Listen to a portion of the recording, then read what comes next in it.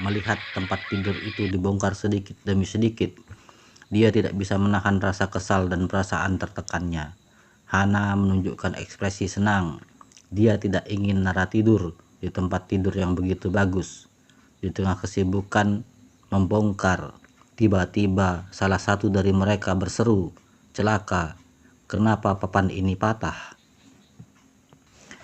Semua orang bergegas menghampiri dan melihat bahwa papan kayu yang dipegang oleh pria itu telah patah menjadi dua bagian. Pria itu mencermatinya untuk beberapa saat, lalu dengan wajah murung berkata, "Cara kami membongkar sudah salah. Papan ini tidak bisa menahan beban. Kita seharusnya membongkar barang-barang di atas dulu sebelum bisa membongkar papan ini. Kalau tidak, maka beban yang bertumpu pada papan ini terlalu berat sehingga membuatnya patah." Pria itu tampak bingung, harus bagaimana ini sekarang? Pria itu menatap Hana dengan tak berdaya. "Nona Hana, tadi kau barusan mengatakan bahwa kalau sampai terjadi apa-apa, kau yang akan menanggungnya, kan?" Hana mengerutkan keningnya. "Tidak apa-apa, aku akan menanggungnya. Lanjutkan pembongkarannya. Itu kan hanya sebuah papan saja. Apa masalahnya? Kalau memang semuanya patah, ya paling diganti semua saja. Kalian lanjutkan saja, tidak usah pedulikan masalah ini." Akhirnya beberapa orang itu baru merasa tenang dan meneruskan pembongkarannya. Tetapi semakin tempat itu dibongkar, maka ada semakin banyak masalah yang timbul. Pertama, papannya patah, kemudian ada beberapa masalah yang timbul di beberapa bagian dan juga tidak dapat dijelaskan. Dan pada akhirnya mereka semua tidak bisa melanjutkan pembongkarannya. Situasi kamar itu sekarang menjadi sangat berantakan sekali. Pria yang tadi berbicara itu lalu dengan tak berdaya berkata, "Pak Hero, Nona Hana, kami benar-benar tidak bisa melakukan pekerjaan ini. Tempat tidur ini terlalu canggih. Aku belum pernah melihat tempat tidur mewah seperti ini dalam seumur hidupku. Kalau tempat tidur ini harus dibongkar, maka kalian harus memanggil ahlinya. Kami benar-benar tidak bisa." Hana dan Hiro tampak resah dan kesal. "Itu kan hanya sebuah tempat tidur saja. Apa susahnya?" Pria itu kemudian berkata, "Kalau aku tidak salah, harga tempat tidur ini pasti lebih dari 500.000 dolar. Tempat tidur yang harganya lebih dari 500.000 dolar biasanya, itu merupakan tempat tidur yang didesain dengan detil dan penuh dengan sistem yang canggih. Jadi tidak sesimpel membongkar dan merakit ulang dengan beberapa skrup saja. Orang-orang bisa tidak ada yang bisa membongkar atau merakitnya selain ahli profesional. Nona Hana, lebih baik kalian cari ahlinya saja. Kami benar-benar tidak bisa melakukan pekerjaan ini." Setelah selesai berbicara, lalu para pria itu langsung melarikan diri dengan tergesa-gesa. Hana makin tidak puas. Dia meminta Hiro untuk menelpon seseorang lagi. Alina dan Axel juga naik ke atas dan melihat situasi di dalam kamar itu. Di pertengahan datang 3 kelompok tukang dan semuanya hanya bisa menggelengkan kepala lalu pergi. Mereka semua sudah lama bekerja dalam industri ini. Secara kasat mata dapat terlihat dengan jelas bahwa sistem tempat tidur ini sangat rumit. Bagaimana cara mereka menangani barang yang sudah diutak-atik hingga seperti ini?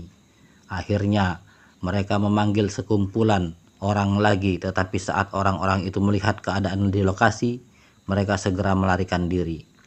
Orang yang memimpin kelompok itu masih merupakan teman Hiro, dan saat mau pergi, dia berkata kepada Hiro, "Hiro, kau ini sedang mempersulit aku, ya. Tempat tidurnya sudah seperti ini, dan kau masih meminta aku untuk menanganinya. Apa kau sengaja ingin mengerjaiku?" Hiro menatapnya dengan kosong. "Kenapa? Aku kan hanya memberikanmu kesempatan untuk mencari uang." Si pria itu langsung berkata dengan marah, "Dasar Ucapan macam apa itu? Tempat tidurnya sudah dibongkar sampai hancur seperti ini, sama saja sudah rusak sepenuhnya. Kalau aku melanjutkan pekerjaan ini lalu kerugian setelah ini, aku harus menghitungnya dengan siapa? Aku bisa mendapatkan beberapa banyak keuntungan dari pekerjaan ini. Dengan melihat situasi yang barusan saja, apa kau tahu berapa banyak kerugian yang harus dibayarkan? Dengan heran, Hana berkata, hanya rusak sedikit saja, masa rugi? Itu kan hanya beberapa papan dan beberapa bagian saja yang rusak. Memangnya tidak bisa membeli papan yang baru untuk menggantinya? Si pria itu meliriknya dan tersenyum getir. Masalahnya tidak sesimpel yang kau katakan. Kau perhatikan baik-baik papan itu. Bahan dari papan itu, aku yang sudah berkecimpung di bisnis ini selama bertahun-tahun pun belum pernah melihat bahan seperti itu. Dan bagian-bagian itu semuanya dibuat secara khusus. Semuanya itu benar-benar tidak dapat dipasang dengan seenaknya. Kalau kau mau merakit kembali tempat tidurnya, maka spare part-nya harus disetting ulang dari pabriknya. Apa kalian tahu berapa biaya untuk setting seperti ini? Aku sarankan kepada kalian untuk mencari orang yang membongkar tempat tidur ini dan meminta ganti rugi kepadanya. Bagaimanapun juga, kerugian ini kira-kira bisa ratusan ribu dolar. Hana dan Hiro langsung terpaku. Mereka sama sekali tidak menyangka hanya pembongkaran tempat tidur yang simpel seperti itu saja akan menjadi bencana besar bagi mereka. Hana terpaku, tak percaya. Apa kau sedang bercanda? Hanya beberapa papan dan beberapa bagian saja, mau ratusan ribu dolar? Pria itu berkata dengan serius. Aku tidak bercanda. Tempat tidurnya sudah dibongkar hingga seperti ini. Pada dasarnya sudah rusak setengahnya. Coba kau pikirkan harga tempat tidur ini, lalu pikirkan lagi biaya perbaikannya. Benda ini sama seperti mobil. Begitu memerlukan perbaikan, harganya akan mahal sekali. Pokoknya siapapun yang membongkarnya, kalian harus segera pergi mencarinya. Kalau tidak, siapapun tidak ada yang mampu menanggung tanggung jawab ini. Setelah pria itu selesai berbicara, lalu dia bergegas pergi dengan orang-orangnya. Sama sekali tidak ingin terlibat dalam masalah ini. Hana dan Hiro saling memandang dengan ekspresi malu. Setelah terjadi keheningan untuk beberapa waktu lalu, diam-diam Hiro mengedipkan matanya kepada Hana. Hana mengerti maksudnya. Lalu dengan cepat dia menatap Alina dan berkata, Ma, mengapa kita tidak meminta kakak ipar menelpon si penjualnya dan menyuruh mereka yang menanganinya saja? Alina mengangguk. Sepertinya hanya bisa seperti itu saja. Reva, kau hubungi penjualnya dan minta mereka untuk mengirim seorang profesional untuk memperbaikinya. Nara langsung berkata, Ma, perbaikan boleh dilakukan, tetapi siapa yang akan membayar biaya perbaikannya? Alina tertegun sejenak, lalu dia mengerutkan keningnya. Memangnya mau berapa banyak biaya perbaikannya hanya untuk hal kecil seperti ini? Nara menjawab, Ma, barusan kau juga sudah dengar kan? Orang-orang tadi saja sudah bilang bahwa biaya perbaikan tempat tidur ini setidaknya mau memakan biaya puluhan ribu dolar. Itu sebabnya mengapa penjual tidak mau menanggung biaya perbaikan. Dengan lembut Hiro berkata, tempat tidurnya kan baru dibeli beberapa hari yang lalu dan itu artinya masih ada garansi. Jadi sudah sewajarnya si penjual yang menanggung biaya perbaikannya. Alina langsung mengangguk. Ya, ucapan Hiro benar. Tempat tidur ini masih dalam masa garansi, jadi tidak perlu membayar biaya perbaikannya kan? Sudahlah, jangan banyak omong lagi. Cepat panggil seseorang untuk datang. Nara tidak bisa membantah lagi. Jadi mau tak mau Reva hanya bisa menelpon. Tak lama kemudian, petugas perbaikan pun datang. Malam itu hanya ada sedikit orang yang datang untuk membantu pemasangan tempat tidurnya. Saat melihat keadaan di kamar itu, si petugas perbaikan langsung berseru, "Apa? Apa yang telah terjadi di sini? Kenapa tempat tidurnya bisa menjadi seperti ini? Siapa yang membongkarnya? Kenapa dibongkar? Tempat tidur ini tidak bisa dibongkar begitu saja." Hiro dan Hana sama-sama tampak tidak enak hati. Mereka menundukkan kepalanya dan tidak berani mengatakan apa-apa. Alina merasa kesal. "Untuk apa kau bertanya begitu banyak? Kami hanya ingin memindahkan tempat tidurnya. Jadi kami mencari orang untuk membongkarnya sendiri. Memangnya kenapa? Kami memintamu datang untuk memperbaikinya dan membantu memindahkan tempat tidur ini. Untuk apa kau begitu cerewet?" Si petugas perbaikan itu mengerutkan keningnya. Bisa diperbaiki, tetapi kalau dilihat dari situasinya sekarang, perbaikan ini setidaknya mau memakan biaya sekitar $500.000 untuk memperbaiki tempat tidur ini. Hana langsung menjerit, "Apa yang kau katakan? $500.000? Kenapa? Kenapa kau tidak pergi merampok saja?" Si petugas perbaikan itu lalu berkata, "Maaf, bukan aku yang menetapkan harganya. $500.000 yang aku katakan itu hanyalah perkiraan umumnya saja. Tempat tidur ini adalah edisi terbatas dan jumlahnya tidak sampai 1.000 unit di dunia ini. Semua spare partnya juga dibuat secara khusus. Kalau kau mau memesan spare partnya, maka pabrik harus menghentikan semua produksi lainnya dan membuat spare partnya secara eksklusif. Kerugian yang diakibatkan pemberhentian produksi itu sangat besar sekali." Semua orang tercengang, bahkan Reva dan Nara pun ikut terkejut. Siapa yang bisa membayangkan bahwa perbaikan tempat tidur seperti itu akan begitu rumit? Hana langsung merasa panik lalu dengan resah berkata, "Tetapi kemarin sebelumnya kan tempat tidur ini baru saja dikirimkan oleh kalian. Kalau sesuai aturan, seharusnya ini masih ada garansi.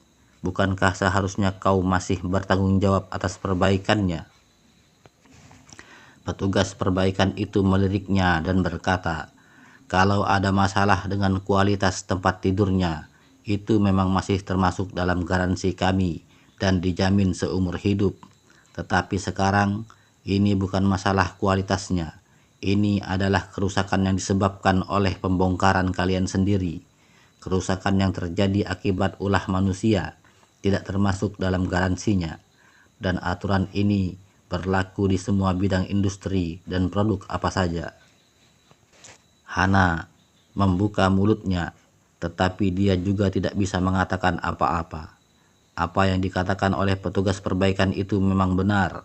Kerusakan yang disebabkan oleh ulah manusia sudah pasti tidak termasuk dalam garansi. Dengan cemas Alina berkata, Lalu harus bagaimana sekarang?" Petugas perbaikan itu mengangkat bahunya. "Untuk sementara tempat tidur ini juga tidak bisa diperbaiki. Aku bisa menghitung perkiraan kerugiannya, lalu dilaporkan ke pabrik untuk memesan spare partnya. Tetapi biayanya harus kalian sendiri yang tanggung, dan juga kalian harus membayar biayanya di muka dulu.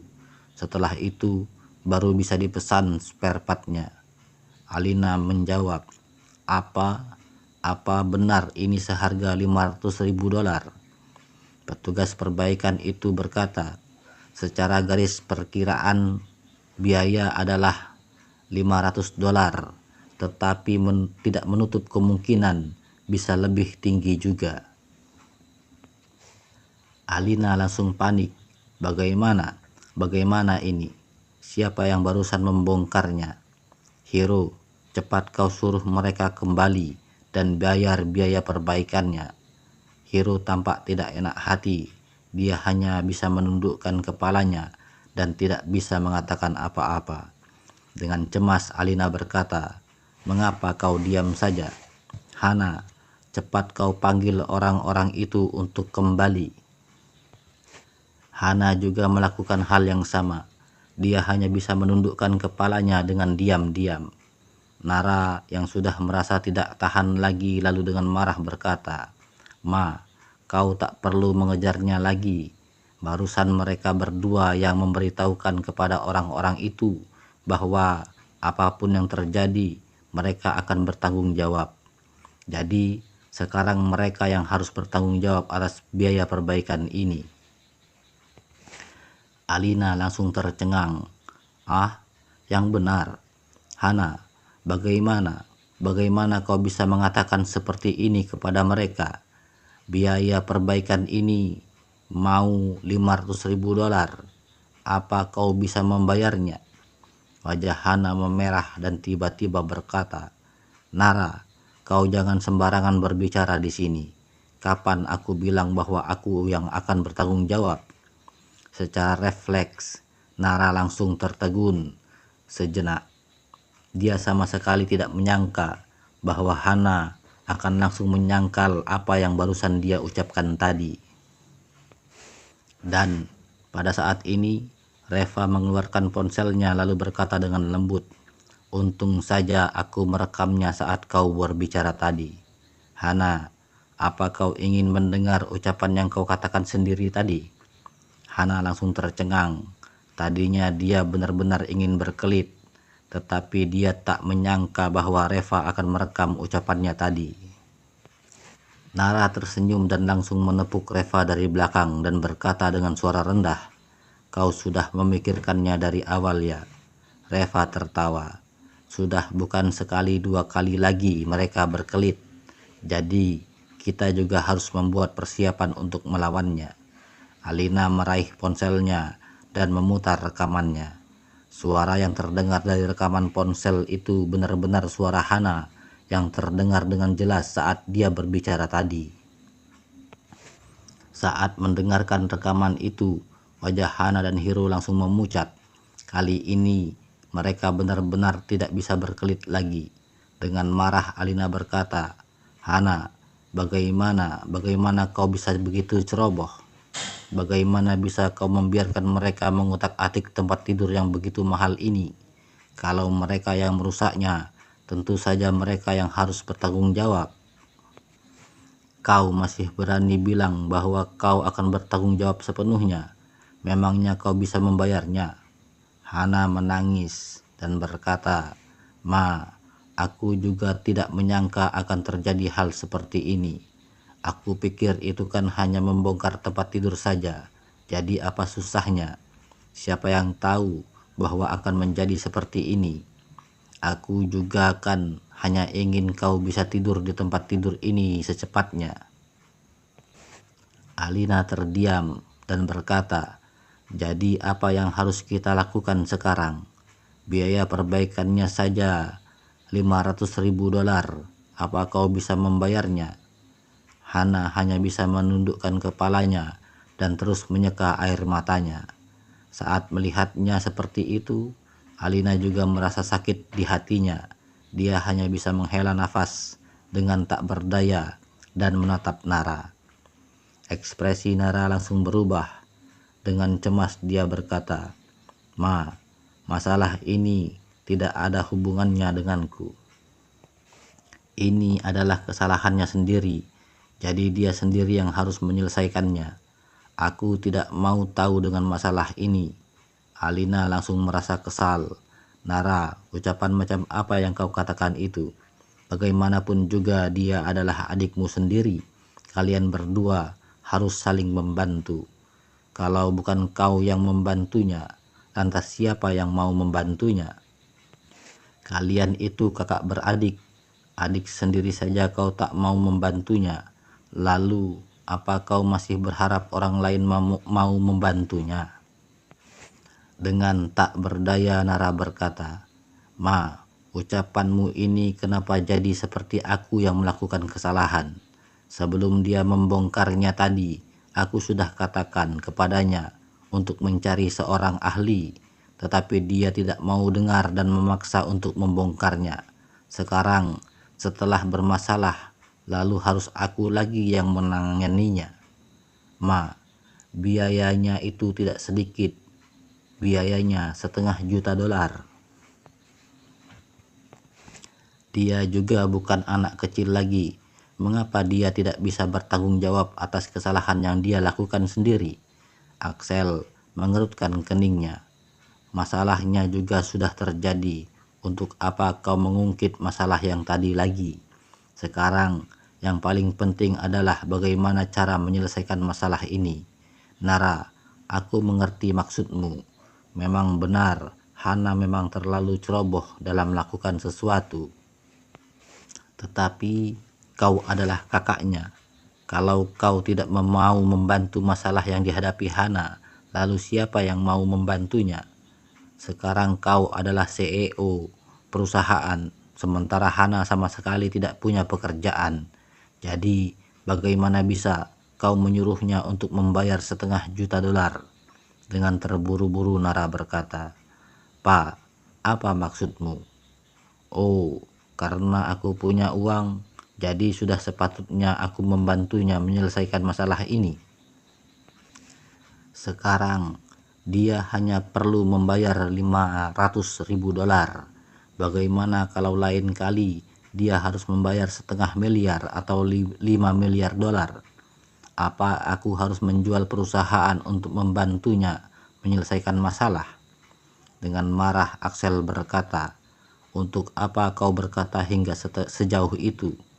Sekarang ini adalah masalah $500.000, bukan $500 miliar. Dan siapa juga yang menyuruhmu untuk menjual perusahaan? Selain itu, apa kau pikir Hana benar-benar bodoh? Seperti kata orang bahwa seseorang yang pernah gagal tidak mungkin akan jatuh di lubang yang sama lagi. Dia pasti akan menganggap ini sebagai sebuah peringatan baginya di kemudian hari." Alina mengangguk-angguk. "Ucapan papamu benar. Hana, lain kali kau harus lebih berhati-hati. Jangan mengulangi kesalahan seperti ini lagi." Hana mengangguk dengan patuh. "Iya, Pa, Ma, aku akan mengingatnya. Sebenarnya masalah kali ini juga karena aku ingin Papa bisa tidur di tempat tidur ini secepatnya, sehingga pinggangnya bisa lebih cepat sembuh. Sebenarnya kali ini aku juga ingin ayah tidur di tempat tidur ini lebih awal dan merawat pinggangnya lebih awal. Itu sebabnya aku melakukan ini. Pak, lain kali aku akan lebih hati-hati lagi." Axel merasa sangat tersentuh dengan ucapannya. Lalu dia melirik Nara dan berkata, "Kau lihat adikmu itu, dia sangat berbakti. Sementara kau yang menjadi seorang CEO itu bagaimana sih? Mengapa semakin lama kau semakin tak punya hati? Memangnya apa salahnya kalau adikmu berbakti kepadaku? Untuk apa kau juga menyuruh adikmu tidak berbakti kepadaku? Kalau kau memang tidak ingin berbakti kepadaku, sebenarnya apa sih yang kau pikirkan?" Nara sangat marah sekali mendengarnya. "Memangnya kapan aku menyuruh dia untuk tidak berbakti kepadamu? Aku hanya mengatakan bahwa masalah yang dia lakukan ini." Axel langsung menyela dengan marah. "Dia tidak salah dalam hal ini. Kalau kalian tahu sistem tempat tidur ini sangat rumit, seharusnya kau memberitahu dia dulu sebelumnya. Tetapi yang kau lakukan hanya berpangku tangan dan berdiri di samping saja. Jadi tanggung jawab yang kau paling besar dalam hal ini." Nara langsung tercengang. "Logika macam apa ini? Pak, apa kau dengar apa yang aku katakan tadi? Aku sudah mengingatkannya. Aku bilang suruh dia mencari seorang ahli, tetapi dia tidak mau. Dia memaksa untuk menanganinya dengan caranya sendiri. Jadi, apa hubungannya ini denganku?" ujar Nara dengan terburu-buru. Dengan marah Axel berkata, "Adikmu kan tidak mengerti masalahnya. Selain itu, dia sangat berharap bisa memindahkan tempat tidur ini ke bawah agar aku bisa beristirahat di sana, dan itu sebabnya hal ini terjadi. Sementara kau yang memang mengerti masalahnya, seharusnya kau mencari seorang ahli sejak awal, maka masalah seperti ini tidak akan terjadi. Tetapi kau hanya berdiri dan berbangku tangan saja sambil berkata dengan nyinyir tanpa melakukan apa-apa. Kau masih berani bilang itu semua kesalahannya. Mata Nara memerah karena marah. Ucapan Axel itu jelas-jelas membalikkan fakta dan berat sebelah. Sebenarnya Axel memang sudah merasa tidak senang dengan Nara. Semalam dia memang ingin memindahkan tempat tidur ini, tetapi pada saat itu Nara merasa tidak rela sehingga membuatnya merasa tidak senang. Dan sekarang Hana telah membantunya membongkar tempat tidur ini untuk dipindahkan, sehingga dia merasa bahwa putri bungsunya ini lebih berbakti kepadanya. Oleh karena itu, tentu saja pada saat ini dia lebih membela Hana. Alina mengibaskan tangannya dan berkata, "Sudahlah, kau turuti saja ucapan papamu itu. Masalah tempat tidur ini bisa kau tangani sendiri. Hana, Hiro, ayo antar kami pergi untuk bertemu dengan klien bisnis kita." Axel dan yang lainnya langsung pergi begitu saja, sehingga membuat Nara terpaku di tempat. Melihat kekacauan yang ditinggalkan ini membuat Nara hampir mau gila. Apa maksudnya ini? Pergi begitu saja dan meninggalkan kekacauan ini untuk kita? Tidak, aku harus mencari mereka untuk berbicara. Reva buru-buru menghentikan Nara yang sedang kesal itu. Sudah, kau jangan marah dengan mereka. Hana meminta tempat tidur ini kan untuk papa dan mama. Jadi sudah pasti papa dan mama akan membelanya. Tak ada gunanya untuk mengatakan apapun juga, ujar Reva. Dengan resah, Nara berkata, Itu berarti sama sekali tidak masuk akal. Sengaja menghancurkan tempat tidur kita, lalu menyuruh kita yang memperbaikinya sendiri. Bagaimana bisa ada orang seperti ini? Benar-benar tidak adil. Reva tertawa.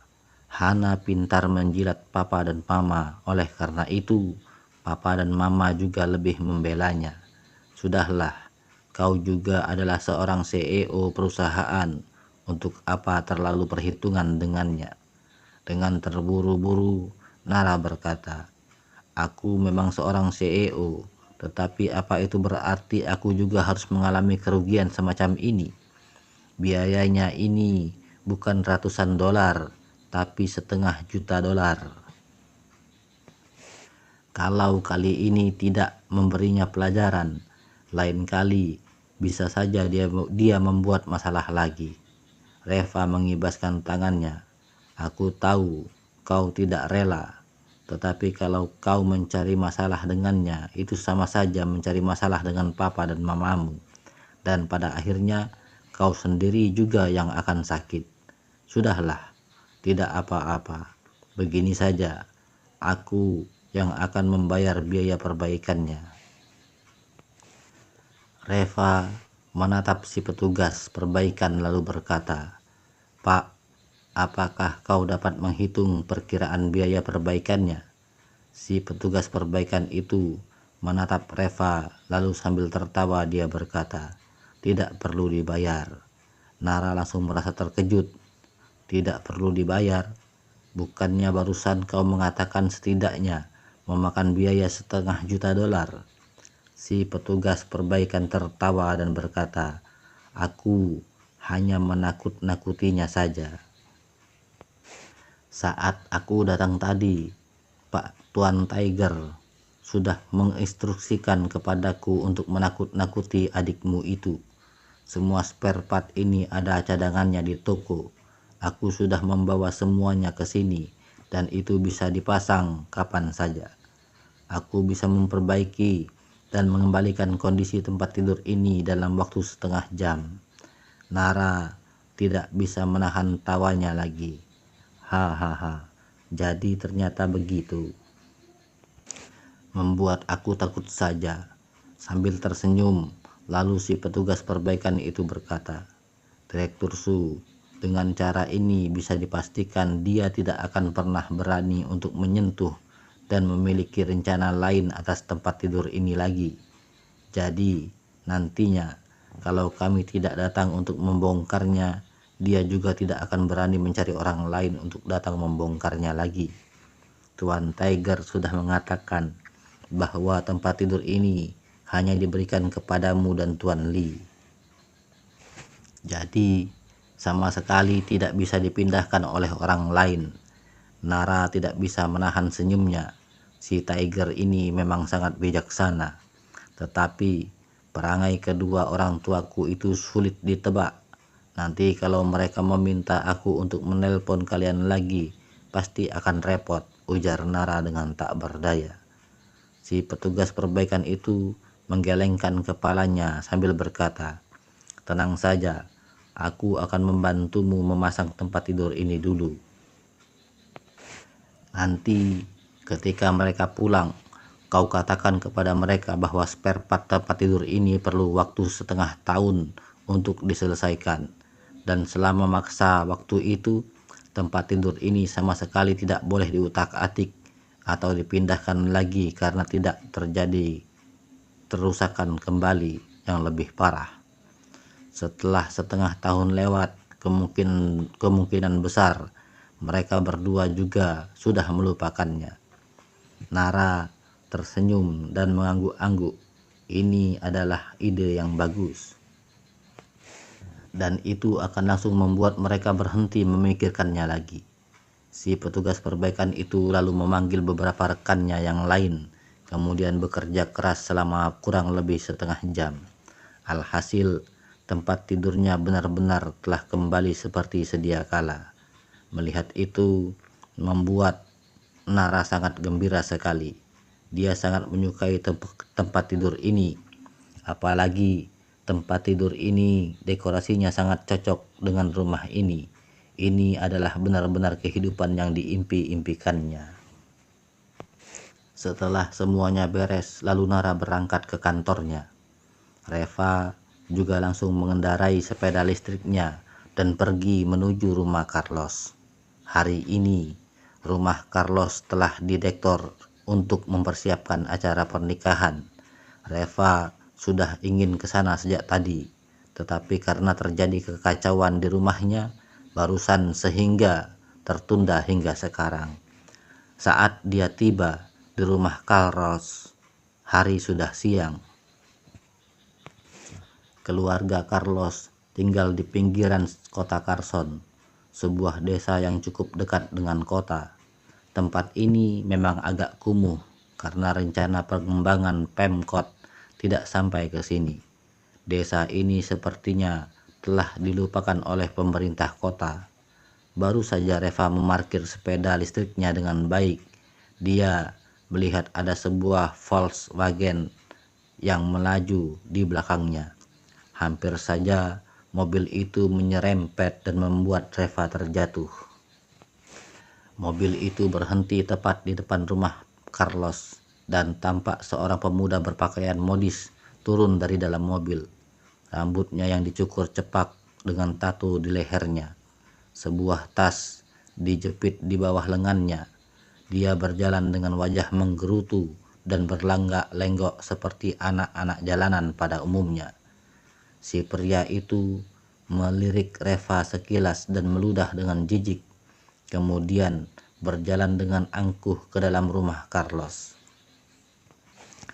Reva tidak memperdulikannya. Dia juga ikut masuk ke dalam. Halaman rumahnya cukup ramai dan tampak ada lusinan orang yang sedang mengatur di tempat acara ini. Begitu si pria tadi masuk ke dalam, dia langsung berteriak, "Aduh Carlos, dekorasi acara pernikahanmu ini terlalu buruk. Acara pernikahan zaman sekarang itu seharusnya tampak megah dan mewah. Sedangkan pernikahanmu ini apa tidak terlalu jelek? Lihat bunganya, macam apa? Semuanya dari plastik. Setidaknya kau harus membeli sedikit bunga asli. Dan ini juga, tulisan ucapan selamat ini kau gunting sendiri ya? Benar-benar buruk sekali." Si pria itu menunjuk sana sini dan mengomentari segala sesuatu dengan suara kencang, seolah-olah khawatir orang lain tidak mendengar ucapannya. Semua orang yang ada di dalam rumah itu menoleh melihatnya, dan Carlos serta kedua orang tuanya juga ikut keluar dari dalam rumah. Wah, ternyata adik sepupunya Carlos, akhirnya kau sudah tiba. Ayo, mari, cepat masuk. Silakan masuk ke dalam. Mamanya Carlos berkata dengan suara yang lemah dan mencoba sekuat tenaga untuk mengukir senyum di wajahnya. Si pria itu mengibaskan tangannya dan berkata, "Sudahlah, aku tidak perlu masuk dan duduk. Tante ketiga, aku bukannya mau mengocehimu, tetapi rumahmu ini bau obatnya terlalu keras dan aku tidak tahan. Carlos, mobilnya sudah aku bawa ke sini. Volkswagen Passat nanti akan menjadi mobil utamanya dan itu akan kelihatan keren." Ayah Carlos tertegun sejenak. "Renal, bukannya mobil yang akan digunakan itu seharusnya BMW. Kenapa di rumah dirubah menjadi Volkswagen?" Si pria itu menatap papanya Carlos dengan ekspresi jijik. "Paman ketiga, apa kau menganggap remeh Volkswagen itu atau bagaimana? Sesuai dengan dekorasi acara pernikahanmu, Volkswagen juga sudah cukup. Untuk apa masih meminta BMW? Selain itu, kalian juga sudah telat memberitahukannya. Kalau kalian mengatakannya lebih awal, jangankan mobil BMW, mobil Rolls-Royce pun akan aku bawa ke sini." Mama Carlos tertawa dan berkata, "Renal, aku tahu kau sangat hebat. Kau lihat, Carlos adalah kakak sepupumu. Kalian berdua kan tumbuh besar bersama. Bolehkah kau membantu sedikit dalam acara pernikahan Carlos ini?" Dari pihak kedua orang tua mempelai wanita sudah mengatakan setidaknya bisa menggunakan mobil BMW sebagai mobil utamanya. Bagaimana kalau kau mencoba mencari cara untuk mendapatkan mobil yang lebih baik lagi, agar martabat keluarga kita juga masih bisa dipertahankan? Bagaimana?" Si pria itu tampak tidak sabar lalu berkata, "Tante ketiga, apa aku masih kurang membantu? Coba kau pergi dan cari tahu dulu berapa biaya yang diperlukan untuk mencari mobil Volkswagen ini sebagai mobil utama pernikahan. Aku sudah membantu kalian dengan meminjamkan mobil ini, apalagi aku sudah mengantarkannya ke sini secara gratis. Semua ini karena kita masih saudara sendiri. Kalau orang lain, siapa yang mau memperdulikan urusan keluargamu ini? Kalau kalian tidak ingin menggunakannya, ya sudah, tidak usah dipakai. Pergi sewa sendiri saja." Kedua orang tua Carlos tampak malu dan akhirnya hanya bisa mengangguk-angguk saja. "Tidak apa-apa, Volkswagen juga cukup bagus. Renal, kau jangan marah, kami kan hanya bertanya saja. Ayo, mari duduk dulu dan minum tehnya. Carlos, ambilkan sebungkus rokok untuk adik sepupumu." Si pria itu kemudian mengibaskan tangannya dengan berkata, "Tidak perlu, aku masih ada hal lain yang perlu kuselesaikan. Aku hanya datang untuk memberitahu kalian saja. Pengantinnya akan dijemput besok pagi jam 8 kan? Jadi kalau aku datang jam 7:50 juga tidak masalah kan?" Dengan cepat Mama Carlos berkata, "Renal, apa kau bisa datang lebih pagi lagi? Karena nantinya mobil pengantin itu masih harus didekor. Kalau terlalu siang, nanti mobil pengantinnya tidak sempat didekor lagi." Si pria itu tampak tidak sabar. Aduh, benar-benar merepotkan sekali. Aku mana bisa bangun sepagi itu. Kalau tidak, undur saja waktunya. Pengantinnya dijemput jam 8:30 saja. Dengan tak berdaya, Mama Carlos berkata, "Jam 8 kita harus sudah berjalan. Waktunya sudah kita hitung dengan baik. Renal, anggap saja kau sedang membantu Carlos ya, oke? Pemuda itu tampak sedikit cemberut, tetapi akhirnya dia juga melambaikan tangannya. Ya, sudah. Paling-paling aku kurang tidur sedikit saja. Aku datang jam 7.30 saja. Boleh kan? Mama Carlos masih tampak tidak puas, tetapi pada akhirnya dia juga tidak berani mengatakan apa-apa lagi. Ya sudah, itu saja dulu. Aku pergi dulu ya, karena masih ada hal lain yang perlu aku selesaikan, ujar si pria itu sambil melambaikan tangannya untuk pergi. Dan pada saat ini tiba-tiba seseorang di sebelahnya berkata, "Renal, kau jangan buru-buru pergi dulu. Tadi pagi aku melihat Paman Fauzi. Dia bilang sebentar lagi mau datang." Mendengar ucapannya itu, mata si pria itu langsung berbinar. Paman Fauzi mau datang? Waduh, kalau begitu apapun yang terjadi, aku harus menunggu Paman Fauzi datang untuk mengobrol sebentar dengannya. Ayo sini, pindahkan kursinya. Aku akan duduk di sini sebentar. Dengan cepat, Carlos memindahkan kursinya. Si pria itu duduk di halaman dengan arogan. Papa Carlos menyajikan teh untuknya sementara Mama Carlos memberikan dia sebungkus rokok. Dia mengambil rokok itu dan meliriknya sekilas, lalu mencibir sebentar sambil berkata, "Tante ketiga, bukannya aku mau mengocehimu. Pernikahan adalah sebuah acara yang megah. Mengapa kau sangat pelit? Rokok seharga $10 seperti ini pun kau berani mengeluarkannya. Setidaknya keluarkanlah rokok Treasure Luxury Black." Mama Carlos tampak bingung. Apa? Treasure Black apa? Si pria itu menatapnya dan berkata, "Rokok mewah." Mama Carlos tampak terkejut. "Rokok seperti itu kan mahal sekali. Renal, kau juga tahu kondisi keluarga kami. Bagaimana mungkin kami mampu membeli rokok itu?" Si pria itu mengibaskan tangannya dengan tidak sabar. Sudah, kau jangan mengeluh lagi. Aku kasih tahu, jadi orang itu paling penting adalah gengsi. Hal ini terjadi sekali dalam seumur hidup. Kalau sampai diketahui orang lain, apa kau tidak merasa malu? Sebentar lagi Paman Fauzi mau datang, lalu kau berikan rokok seperti ini kepadanya. Kalian ini sama sekali tidak mementingkan gengsi kalian. Pantas saja masa depan kalian suram. Kalian sudah ditakdirkan tidak bisa melakukan hal-hal hebat dalam seumur hidup kalian. Kedua orang tua Carlos tampak malu. Mereka hanya bisa berdiri di sampingnya sambil tersenyum. Sama sekali tidak berani menyinggung si pria muda ini. Reva mengerutkan keningnya saat mendengar ucapannya ini. Dia juga kenal dengan si Renal ini. Dia adalah adik sepupu dari Carlos. Mama Carlos dengan mamanya adalah kakak beradik.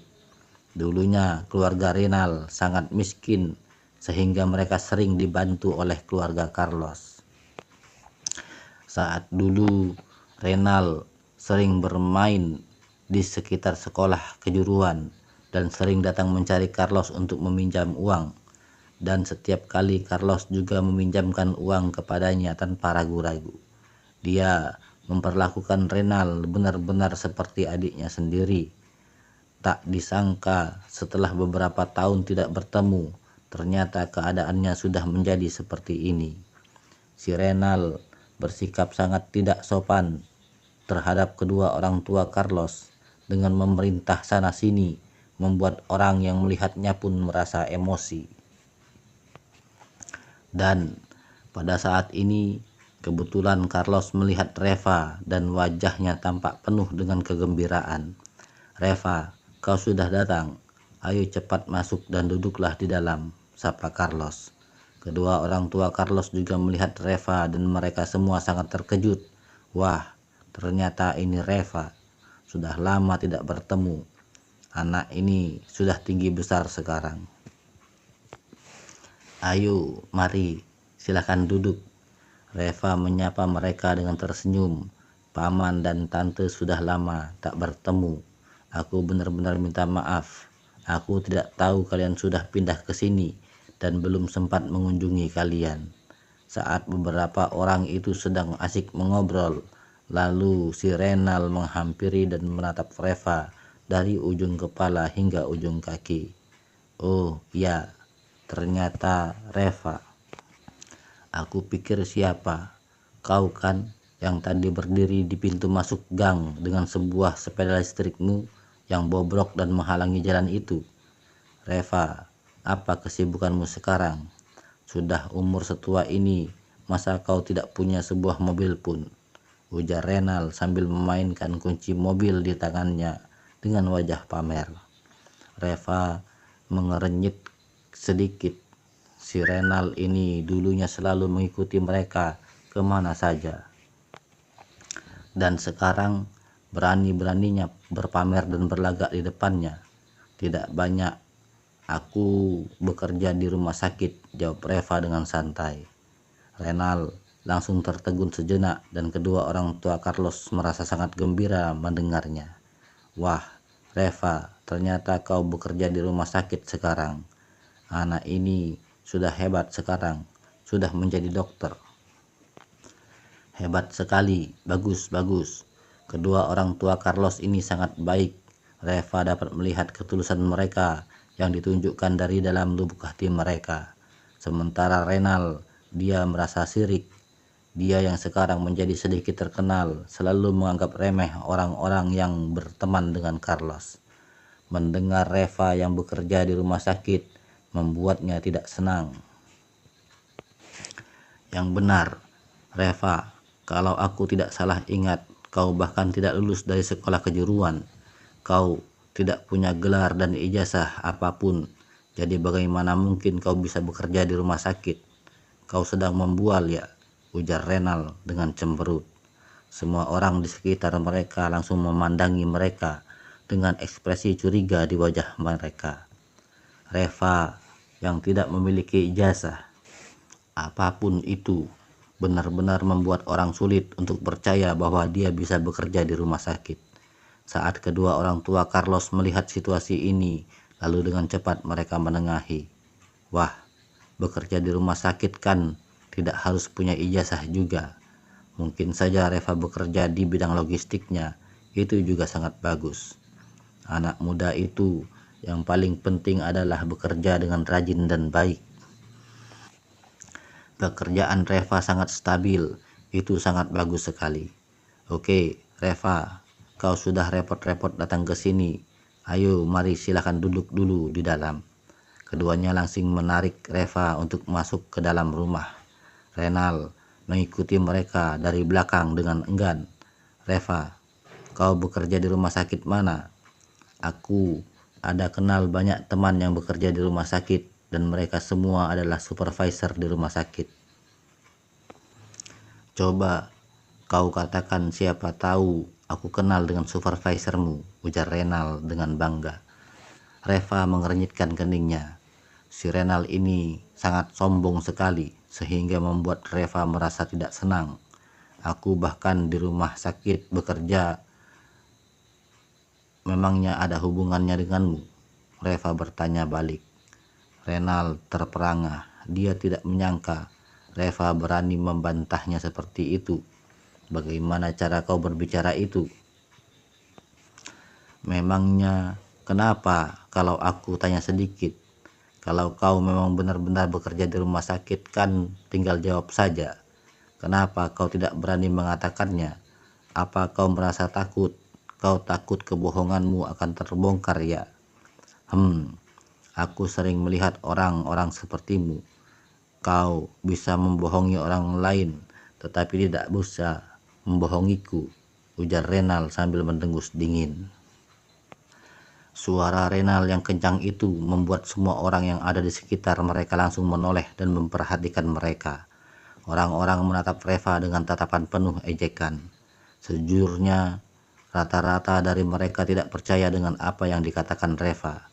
Rumah sakit adalah tempat di mana ilmu dan keterampilan nyata itu dibutuhkan. Reva yang tidak lulus sekolah kejuruan dan tidak punya ijazah itu bagaimana mungkin bisa bekerja di rumah sakit? Anak muda sekarang sifatnya benar-benar jelek sekali.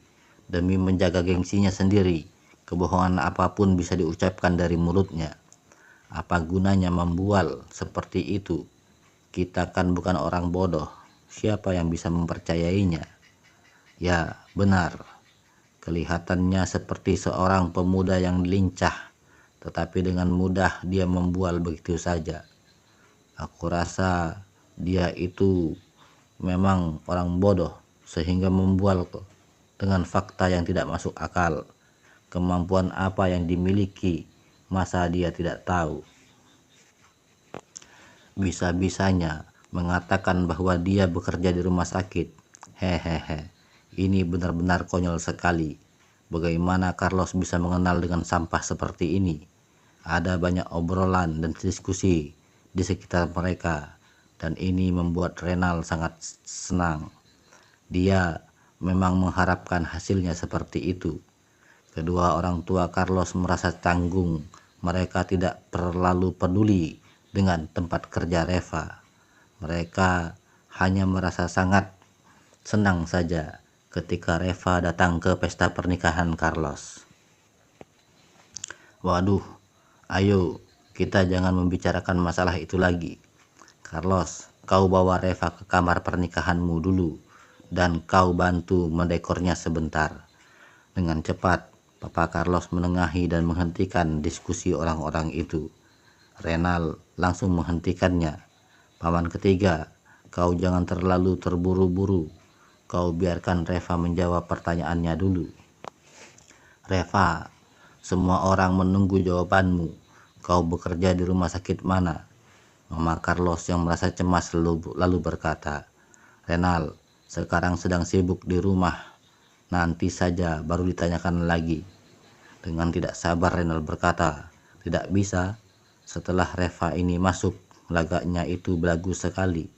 Kalau hari ini dia tidak bisa menjelaskan ucapannya tadi dengan benar, aku tidak akan melepaskannya begitu saja. Aku tidak mau semeja dengan seorang pembohong. Semua orang juga mengiyakan. Mereka semua percaya bahwa Reva adalah seorang pembohong. Reva mengerutkan keningnya. Tadinya dia tidak ingin menanggapi Renal, tetapi sepertinya si Renal sengaja mau mencari masalah dengannya. Dan pada saat itu tampak seorang masuk dari pintu luar. Saat Papa Carlos melihatnya, lalu dengan cepat dia menyapanya. Paman Fauzi, kau sudah tiba. Waduh, untuk apa repot-repot? Ini hanya acara kecil-kecilan saja di rumah. Paman Fauzi tampak arogan dan berjalan masuk dengan perlahan. Aku hanya datang dan melihat-lihat saja. Kalau ada sesuatu yang kau perlukan, langsung katakan saja. Semua orang langsung mengangguk dan membungkuk hormat kepadanya. Status Paman Fauzi di desa ini cukup tinggi dan kekuasaannya melampaui kepala desa. Reva meliriknya dan tidak bisa menahan senyumnya. Dikiranya siapa itu Paman Fauzi? Ternyata adalah seorang pasien yang pernah disembuhkan di waktu dulu. Dengan cepat, Renal juga menyapanya. Wah, Paman Fauzi, kau sudah datang. Ayo, mari silakan. Siang ini aku akan menemanimu minum-minum. Paman Fauzi sama sekali tidak menanggapinya. Dia berjalan masuk dengan angkuh. Dengan susah payah, Mama Carlos memindahkan kursinya dan mempersilahkan Paman Fauzi untuk duduk. Paman Fauzi, silakan duduk. Paman Fauzi mengangguk dan ketika dia baru saja mau duduk, secara tidak sengaja dia melihat Reva di ruangan itu. Pada awalnya Dia tertegun, kemudian ekspresinya langsung berubah 180 derajat. Di bawah tatapan heran semua orang, Paman Fauzi bergegas menghampiri Reva dan berkata dengan suara bergetar, "Direktur Lee, ternyata kau juga ada di sini. Ya ampun, aku bahkan tidak tahu kalau kau mau datang ke sini. Kalau aku tahu, aku pasti sudah datang ke sini dari tadi." Semua orang langsung tertegun dengan ekspresi Renal juga tampak kosong. "Paman Fauzi, bagaimana kau bisa kenal dengannya?" Paman Fauzi meliriknya, "Bagaimana mungkin aku bisa tidak kenal dengannya? Dia adalah Direktur Lee dari rumah sakit di daerah utara yang bertanggung jawab atas unit UGD. Dahulu aku hampir saja mati, tetapi Direktur Lee sendiri yang menyelamatkan aku. Direktur Lee adalah penyelamatku. Bagaimana aku bisa tidak mengenalnya?" Semua orang langsung terpana dan bola mata Renal hampir meloncat keluar. Yang benar, apa dia benar-benar seorang dokter? Ini bagaimana mungkin? Bagaimana mungkin? Orang-orang yang berada di sekitar mereka juga langsung merasa tidak enak hati, apalagi orang-orang yang barusan mengejek Reva. Mereka sama sekali tidak berani mengangkat kepalanya lagi sekarang karena merasa sangat malu. Teringat dengan apa yang barusan mereka katakan itu, seperti mencoreng muka mereka sendiri. Kedua orang tua Carlos juga membelalakkan mata mereka. Mereka percaya bahwa Reva bekerja di rumah sakit, tetapi mereka mengira bahwa Reva hanya melakukan pekerjaan logistik di rumah sakit saja.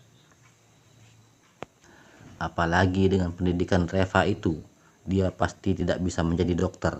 Tetapi siapa yang bisa menduga, ternyata Reva tidak hanya seorang dokter, dia bahkan adalah seorang direktur departemen rumah sakit. Kalau orang lainnya mengatakannya, orang-orang pasti tidak akan percaya. Tetapi sekarang yang mengatakannya adalah Paman Fauzi, jadi tidak seorang pun yang berani untuk mempercayai ucapannya. Paman Fauzi mengabaikan ekspresi semua orang. Dia langsung meraih tangan Reva dan dengan penuh emosional dan berkata, "Direktur Lee, kau adalah penyelamat hidupku. Obat yang kau berikan kepadaku waktu itu, setelah aku pulang dan meminumnya, khasiatnya benar-benar sangat bagus. Apalagi sekarang semua penyakit lamaku juga hilang semua. Direktur Lee, kau benar-benar seorang dewa obat yang berreinkarnasi." Kemudian, ada beberapa kali aku pergi ke rumah sakit itu, tetapi tidak menemukanmu di sana. Sayang sekali. Tak disangka aku malah bertemu denganmu di sini. Ini benar-benar takdir. Reva tertawa kecil dan mengangguk. "Itu wajar kalau kau tidak dapat menemukanku di sana, karena aku tidak berada di departemen UGD lagi." Paman Fauzi langsung terkejut. "Kalau tidak berada di departemen UGD, lalu kau pergi kemana?" Reva berkata, "Aku sekarang bertanggung jawab atas departemen pengobatan Tiongkok yang ada di bagian belakang. Kalau kau ingin mencariku, kau dapat pergi ke departemen pengobatan Tiongkok. Aku ada di sana." Paman Fauzi tampak bingung. "Kau sudah pindah departemen? Waduh, ini adalah kerugian yang fatal bagi departemen UGD. Tuan Lee, kau adalah dokter yang benar-benar hebat di antara dokter yang pernah aku temui. Oke, nanti kalau aku mau mencarimu, aku akan mendatangi departemen pengobatan Tiongkok saja. Kesehatan tubuh istriku tidak terlalu baik. Aku selalu ingin membawanya untuk mencarimu." Reva tertawa dan mengangguk. "Tidak masalah, kau bisa membawanya untuk mencariku kapan saja." Paman Fauzi mengucapkan terima kasih berulang-ulang. Saat ini, dia sama sekali tidak memperdulikan orang lain. Jadi, dia langsung memindahkan kursinya dan duduk di samping Reva. Sementara Reynal yang berdiri di sampingnya tampak sangat malu. Dia tidak bisa mengatakan sepatah kata pun. Di depan Paman Fauzi, dia sama sekali tidak ada apa-apanya. Jadi, saat melihat Paman Fauzi bersikap sebegitu hormat kepada Reva, langsung membuatnya panik. Semua orang yang berada di lokasi tampak tertegun saat melihat situasi ini. Dan pada saat yang sama, tatapan mereka terhadap Reva juga berubah menjadi penuh kekaguman. Ini baru yang namanya pria hebat yang sebenarnya. Sikapnya begitu bersahaja dan tidak sombong. Tidak seperti Renal yang datang-datang langsung memerintah sana-sini dan bersuara dengan kencang dengan harapan orang-orang akan mengenalinya. Sebaliknya, sekarang semua orang mengagumi Reva, sedangkan kedua orang tua Carlos juga bahkan merasa lebih senang lagi. Reva dan Herman adalah sahabat Carlos. Waktu dulu, keluarga Reva masih miskin dan saat itu keluarga orang tua Carlos masih bekerja di pabrik jadi finansial. Keluarga mereka cukup kaya. Saat itu, Reva sering bertandang ke rumahnya untuk makan. Orang tua Carlos adalah orang yang baik dan lurus. Setiap kali Reva datang ke rumah, mereka selalu memasak makanan yang mewah. Bisa dikatakan bahwa mereka benar-benar telah menganggap Reva sebagai anggota keluarga mereka sendiri. Sekarang, akhirnya Reva sudah kembali dan di dalam lubuk hati mereka juga merasa sangat senang untuk Reva. Mama Carlos membawa sebuah teko teh dan berencana menyeduh teh untuk mereka berdua. Reva buru-buru mengambil teko itu dari tangannya dan berkata, "Tante, kau belum terlalu sehat, istirahat saja dulu. Aku bisa melakukan hal seperti ini." Mama Carlos langsung tersenyum sumringah. "Wah, kau duduk saja, duduklah. Hari ini kau datang ke sini sebagai tamu. Keluargaku sedang mengadakan acara pernikahan, jadi sudah sewajarnya aku menjamu tamu-tamuku. Paman Fauzi, ayo, mari. Silahkan diminum tehnya." Paman Fauzi melihat Reva yang begitu menghormati Mama Carlos, jadi tidak memiliki keberanian untuk menerima secangkir teh itu. Dengan cepat dia bangkit berdiri dan membantunya menuangkan teh. Lalu sambil tersenyum dia berkata, "Mama Carlos, tak perlu repot-repot. Ini hanya masalah sepele saja. Untuk apa repot-repot? Ayo, Carlos, kau suruh kedua orang tuamu duduk dan istirahat di sana saja." Dengan cepat, Papa Carlos berkata, "Paman Fauzi, tidak apa-apa. Aku masih harus membantu mengatur lokasi acara pernikahannya. Kau duduk dulu ya." Paman Fauzi kemudian mengibaskan tangannya. "Tolong deh, kau ini sudah umur berapa? Masih sibuk naik turun ke sana dan kemari. Kalian berdua duduk dan pergi istirahat saja. Aku akan meminta anakku membawakan beberapa orang ke sini untuk membantu membereskan pekerjaan di rumahmu ini." Setelah itu, Paman Fauzi langsung melakukan panggilan telepon. Tak lama kemudian, putranya sudah membawa sekelompok orang datang dan mulai membereskan dan mempersiapkan lokasi acara pernikahannya. Renal yang berdiri di samping tampak heran. Putra Paman Fauzi itu adalah orang yang jauh lebih hebat daripada kakak sulungnya. Di depan putra Paman Fauzi ini, kakaknya itu sama sekali bukan siapa-siapa. Dan salah satu pria dari orang-orang yang dibawa oleh putra dari Paman Fauzi itu saja bisa dikatakan jauh lebih hebat daripada dia. Sekarang, putra Paman Fauzi datang ke sini dan sedang sibuk membersihkan serta mempersiapkan lokasi acara pernikahan di sini. Sementara dia hanya berdiri di sini dengan berpangku tangan saja. Apakah itu pantas? Wajah Renal memerah, lalu dengan cepat dia berkata, "Carlos, kau bantu tante ketiga untuk duduk di sana dulu." Urusan yang ada di halaman luar tak perlu kau khawatirkan, aku akan menanganinya. Setelah mengatakan itu, lalu Renal langsung bergegas menyibukkan dirinya. Kedua orang tua Carlos ini langsung saling menatap dengan heran. Si Renal ini dulunya sangat malas sekali kalau di rumah, dan hari ini dia sendiri yang berinisiatif untuk membantu pekerjaan-pekerjaan ini. Ini benar-benar hal yang langka dan belum pernah terjadi sebelumnya. Reva yang melihat situasi di tempat ini juga merasa sangat puas. Lalu dia mengajak kedua orang tua Carlos untuk duduk dan sambil tersenyum dia berkata, "Tante, waktu aku makan malam dengan Carlos kami sempat membicarakan tentang kondisi kesehatanmu. Kebetulan keterampilan medisku cukup baik sekarang. Bagaimana kalau aku bantu tante untuk memeriksanya?" Paman Fauzi tampak iri. "Wah, Mama Carlos, kau sungguh beruntung sekali. Keterampilan medis Direktur Lee ini benar-benar hebat. Sama sekali tak ada masalah untuk mengobatimu."